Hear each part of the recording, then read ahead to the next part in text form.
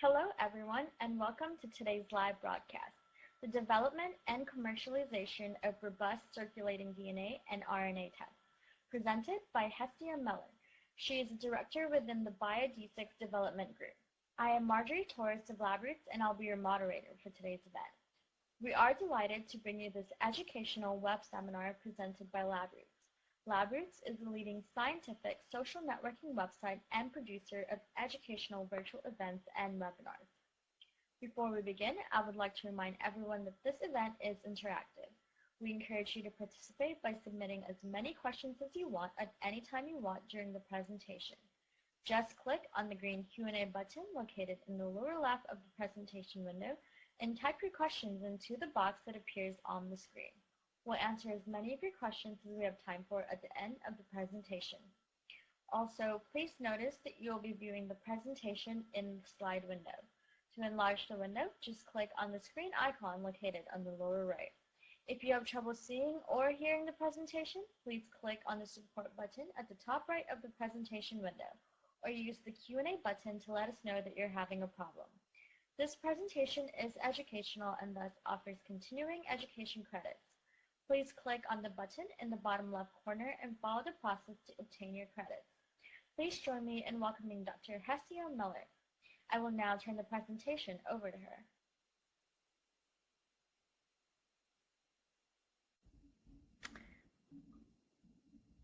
Thank you for that introduction, and thank you for the organizers for inviting Biodesix to talk to you today about one of the tests that we have developed and commercialized that specifically is designed to measure DNA and RNA variants for patients with non-small cell lung cancer.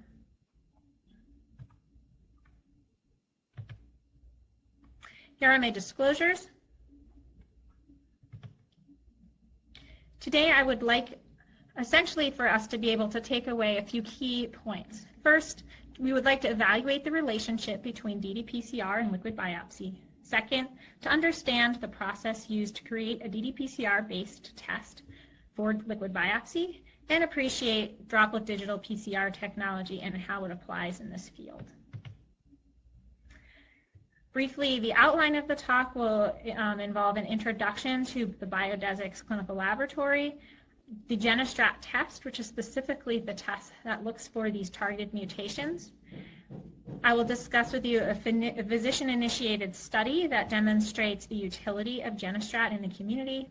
And then we will use one example from the GeneStrat test, the EGFR T790M variant, to review the product development process and the specific validation work that goes into commercializing one of these tests into the clinical laboratory.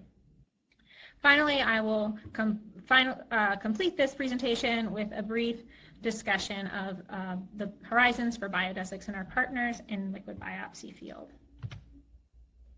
Biodesix is a fully integrated molecular diagnostics company from capabilities from discovery through commercialization. We have a product development process which is followed for the development of any new tests that we're going to bring into the clinical laboratory. And this process requires validation of those tests. These things may sometimes include clinical trials.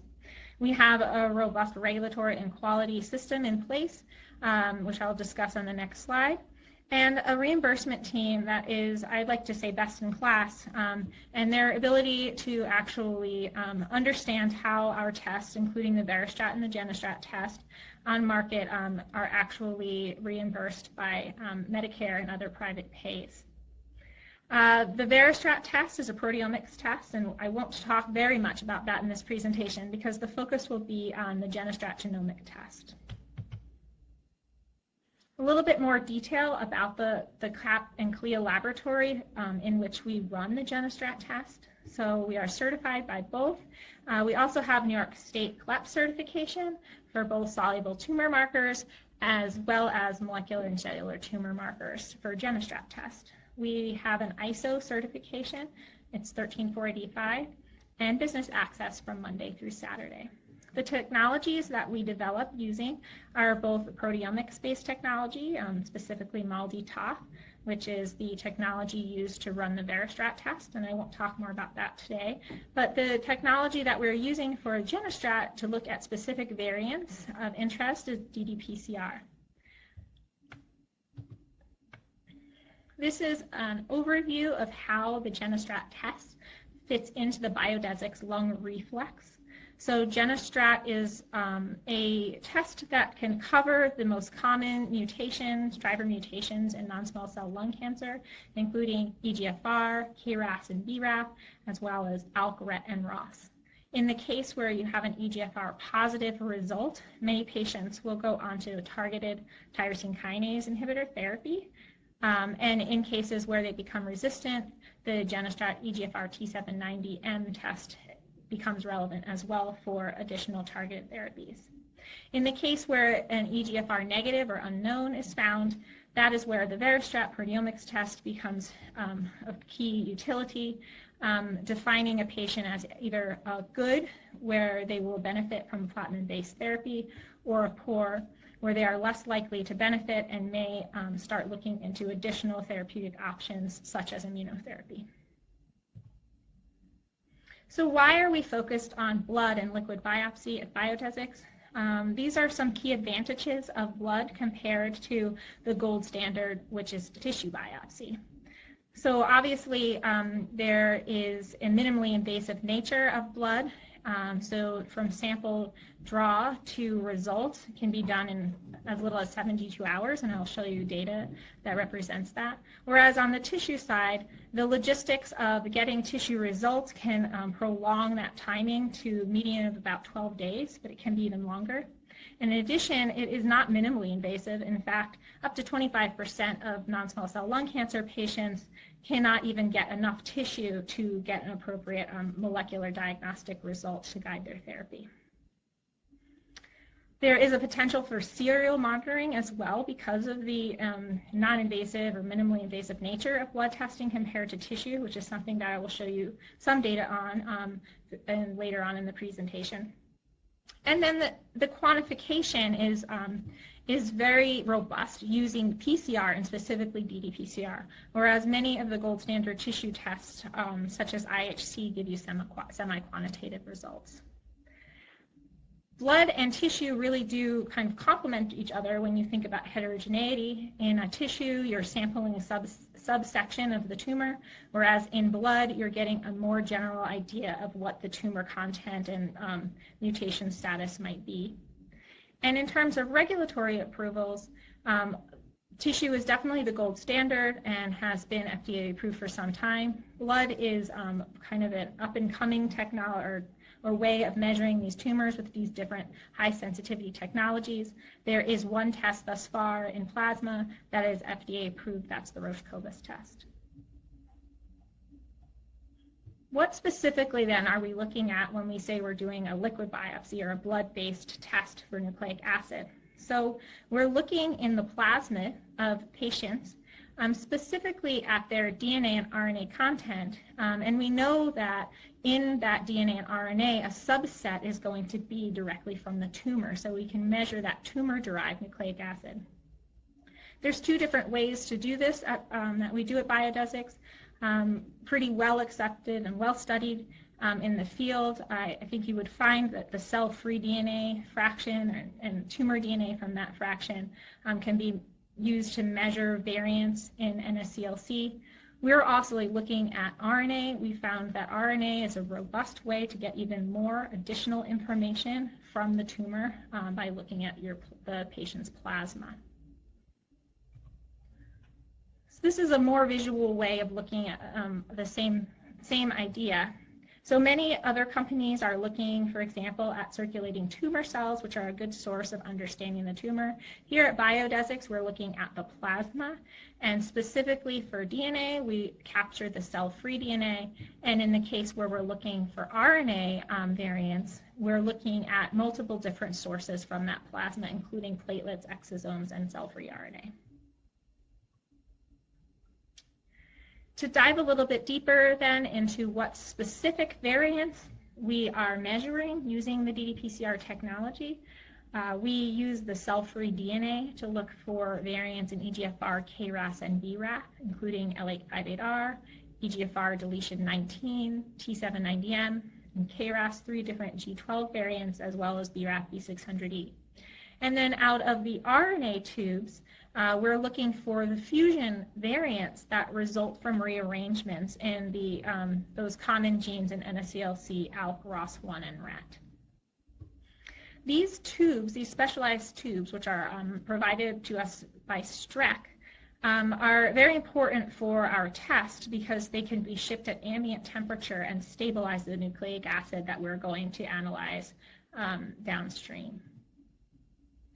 Because these tubes can be shipped at ambient temperature, the test can be available in many different types of regions. So not only in major academic centers, but also in the community setting where a reference lab might not be just next door. And so you can see here on the map of the United States, 44,000 variants have been tested across most of the United States. And we're actually also outside of the United States now. We have tests coming in from Israel and India as well. This is the metrics around the turnaround time that the GeneStrat test using ddPCR can provide to a physician. And this is really one of the key differentiators, I would say, from using this type of testing paradigm. So you're able to get a test result back to a physician about 82% of the time in 48 hours of receiving the sample in-house, and 96% of the time in 72 hours. So it's quite fast from receiving the sample to results back to the physicians. I would like to share with you now a study that was done, actually blinded to Biodesix at the time, but it was presented with the lead author being Dr. Bowling at ISLAC in 2016.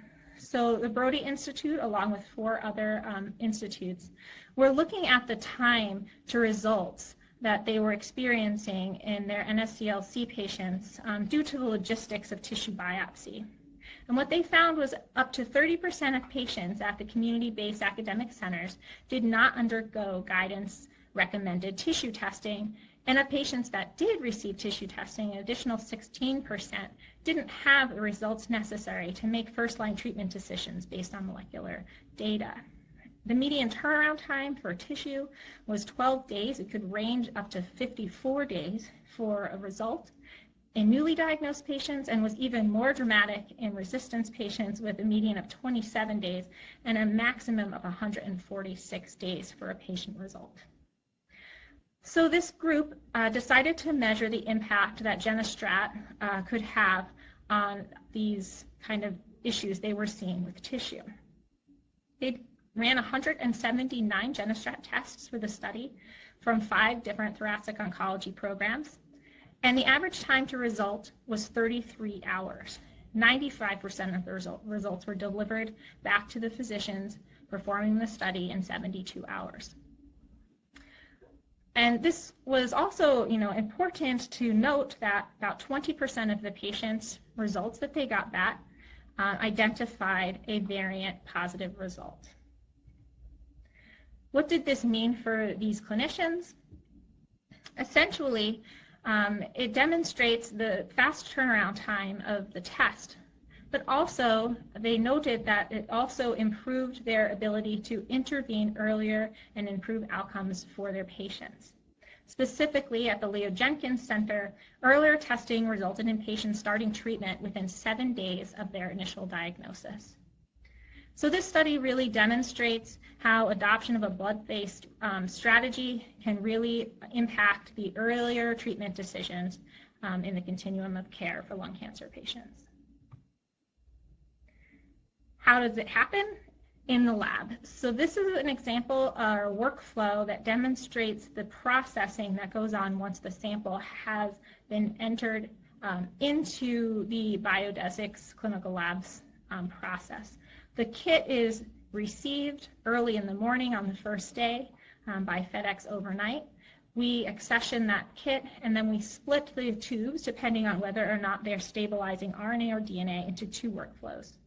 From the DNA extraction, we can measure EGFR, KRAS, and BRAF variants, while from the circulating RNA extraction, we are able to look for EML4-ALK, ROS1, and RET variants. At that point, the RNA is reverse transcribed, and then both templates can go into droplet digital PCR. This is an example here of the 2D plot that you might see as a result of ddPCR, and this allows our technical staff to result a positive or a negative back to the physician. Again, this process working within 72 hours from receipt of the sample. So getting a little bit more into detail as to what you might find as a result to one of our tests, and you can see an example of a positive for each one of the different variants that we're measuring on this slide. So focusing here on the first, which is the EGFR del E746 to A750 mutation in exon 19, you can see that there is a gray population of cells, or excuse me, of droplets here. These droplets are actually void of any template. The green droplets here are wild type DNA, so DNA that does not have the E746 to A750 mutation, and we use those as an internal quality control for our assay. And then if the patient is positive for that mutation, you will see droplets on the y-axis here in blue, and those droplets indicate that the mutation was present.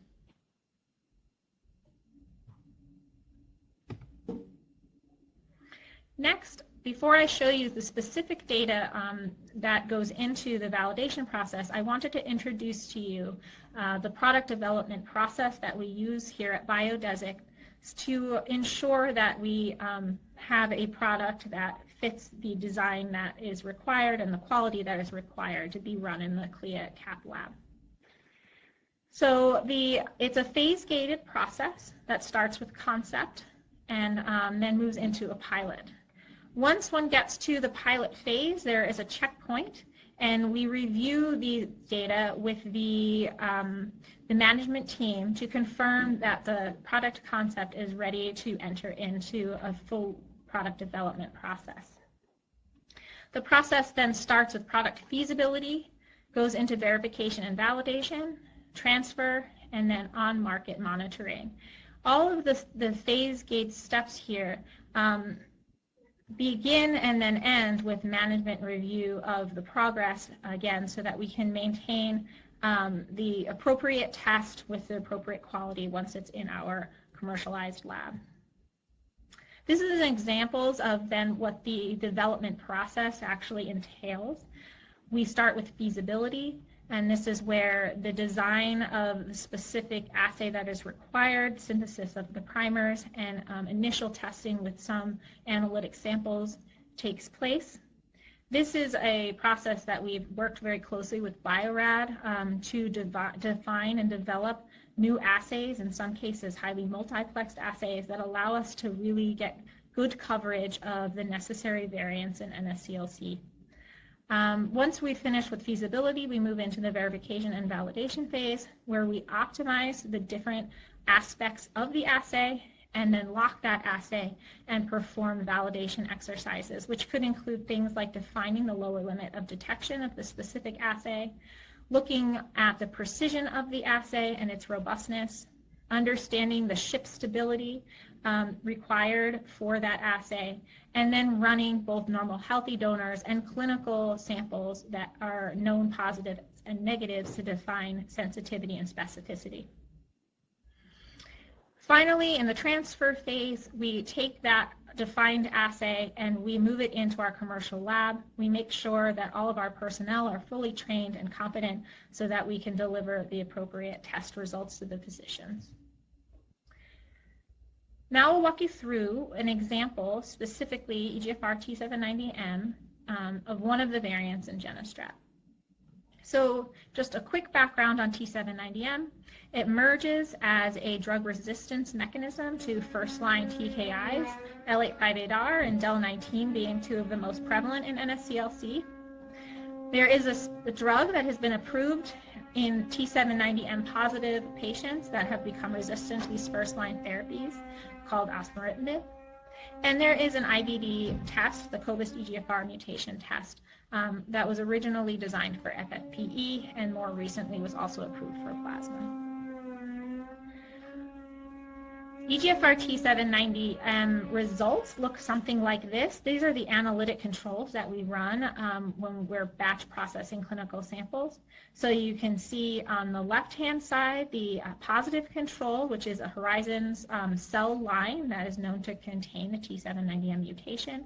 And so you can see both the green droplets on the x-axis demonstrating presence of wild-type DNA as well as the EGFR T790M mutation on the y-axis in the blue droplets. And then we also run a no template control as our negative control, and there where we verify that we are only seeing negative droplets in the assay. This is an example of the precision testing that we run. Here on the y-axis, you're measuring the number of T790M copies detected in 3 different patient samples. So these are clinical samples that had either high, medium, or low prevalence of T790M. The same sample here is run either on a single day on 3 separate plates to demonstrate intraday reproducibility, or on an interday study where the technician runs the same sample on 3 separate days. And so you can see the reproducibility of the assay in this way. Additionally, we run larger robustness studies using our controls. So initially, upon launch of the product, we do a 21-day robustness study. And here you can see both the mutant in gray and also the wild-type signal that we see over those 21 consecutive days. We continuously track this positive control, and on the right side you can see a more extensive measurement looking at 122 days of this QC metric. We've established QC limits, specifically 3 standard deviations around the mean that were set on a sample set of 40 days. And this QC limit helps us continuously track to make sure that the assay is under control or in control and is not outside of our specifications. In terms of clinical validation, we for T790M, we're able to test 55 samples, a mix of positives and negatives. We ran these samples in our lab following our finalized SOPs for the GeneStrat EGFR tests, including T790M as well as L858R and DEL19. And of note, the T790M negative samples were pre-selected based on their KRAS positive status. This is an example of one of the positive reference samples that we also found positive in our EGFR T790M clinical validation study. You can see again the blue droplets indicate that that variant was positive on the left side of your screen. And in addition, I'm showing you an example of a variant negative result where you see no blue droplets, meaning no T790M positivity. However, in this negative sample, you can see there is a robust amount of wild-type EGFR, which we use as an internal control to verify that we had sufficient presence of DNA to give a result. Here's a summary of the EGFR T790M performance status following validation. So we have a ship stability of up to 7 days and an analytic sensitivity of 0.02%. We ran 55 samples in our clinical validation and identified with specificity of 100% and a sensitivity of 86.7%. More broadly than EGFR T790M, we do these studies with all of the variants that we can find clinical samples to do. And so here you can see for EGFR sensitizing mutations as well as EML4 ALK and KRAS, the sensitivity and specificity numbers.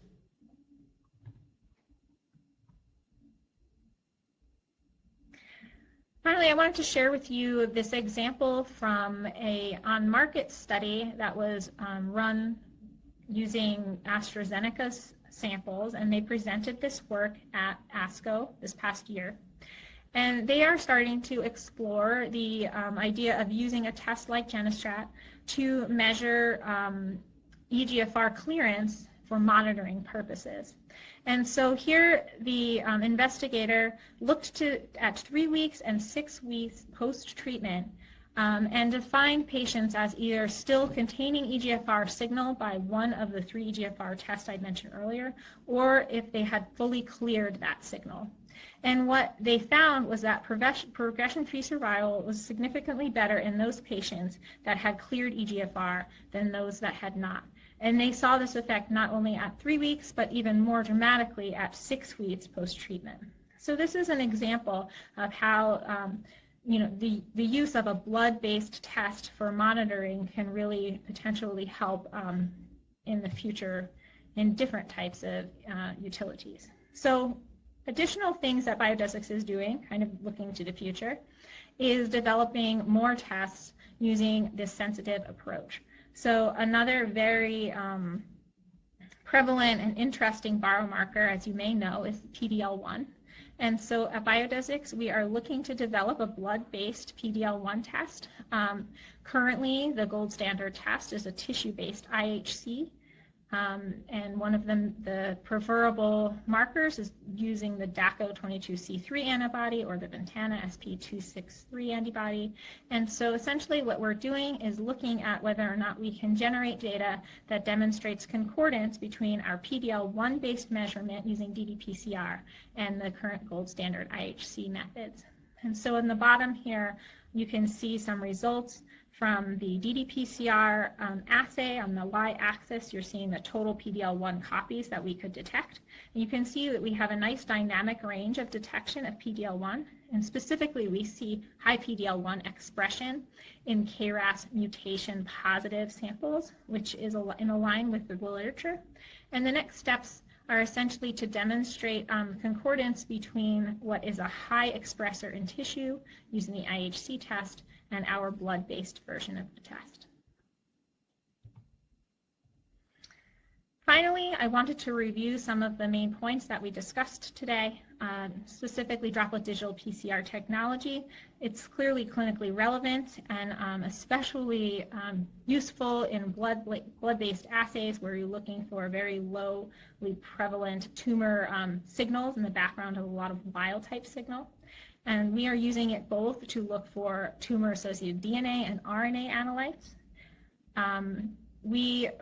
We talked a lot about the relationship between using ddPCR specifically in oncology and how the community oncologists and their practices have really been receptive to this technique, especially because of the great turnaround times that we can generate using a ddPCR-based approach. And so in the future, we're continuing to enhance the assays to be able to add more content. As we learn more about the important variants in NSCLC, we will continue to enhance our ddPCR-based assays, including multiplexing even more variants to continue to be able to provide that critical information to the physicians.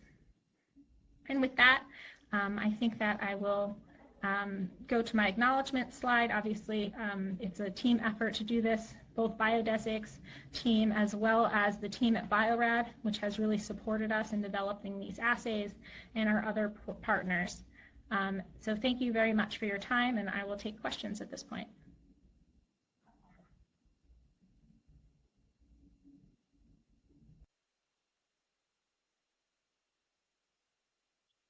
Thank you, Dr. Hestia Mellert, for that informative presentation. We will now start the live Q&A portion of the webinar.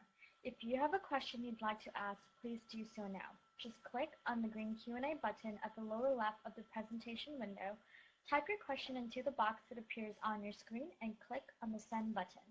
We'll answer as many of your questions as we have time for. Let's get started. Our first question is, what is the benefit of ddPCR compared to other technologies such as NGS?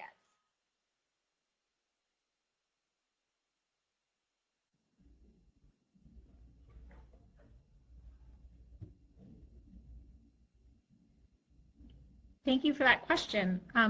So the benefits of ddPCR compared to other technologies such as NGS are essentially the very fast turnaround time and the sensitivity that we are able to gain using this technique. So NGS, although it's very broad, often gives information that might not be as relevant to the physician. And to obtain that more information, the technology is actually a little bit longer to perform. And so by using ddPCR, you get targeted information that is useful to the physician in a short turnaround time.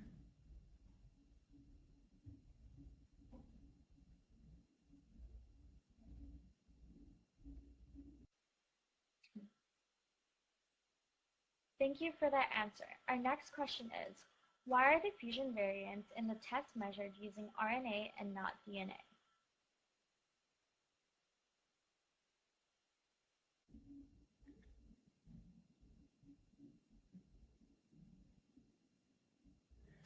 So there are some variants that are run using DNA. So those include variants that are, small indels, for example, or point mutations. So things like EGFR and KRAS and BRAF are amenable to DNA-based testing.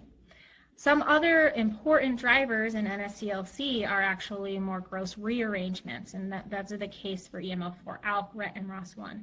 In those cases, it can be very difficult and kind of expensive and time-consuming to try to measure all of the different changes that would happen on the DNA. So instead of looking at the DNA, you look at the messenger RNA that results from that rearrangement, and you can get a lot more information in a test that is more confined and can be resulted quickly.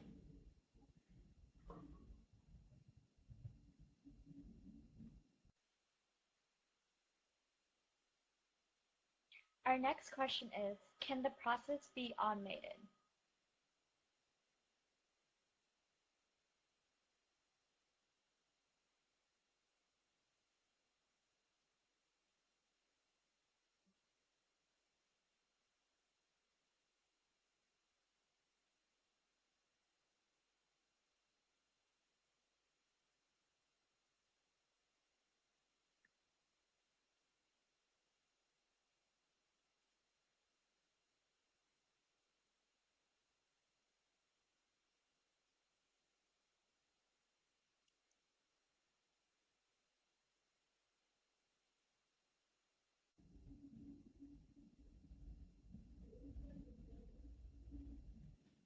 Thank you. Yes, absolutely, the process can be automated.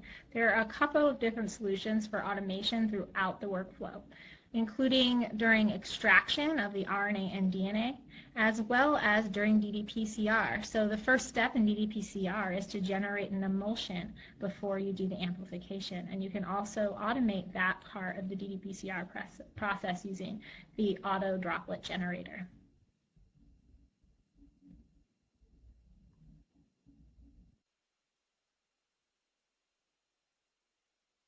Our last question is, what QC do you use?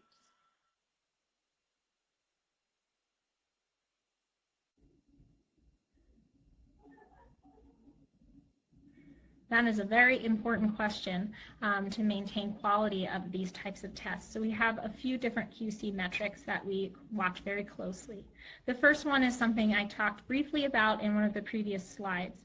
This is an internal QC metric where we look at the amount of wild type or control gene, which were the green droplets in those TG plots. And we verify that we have enough quality RNA or DNA that was amplifiable to be able to confidently call a result. In addition to that internal QC metric, we're also looking on a batch level at a positive and negative control to verify that we are able to detect each variant that we are looking for in our clinical samples, as well as we don't have any contaminants that might cause us to generate false positive results by using the no template control or the negative control.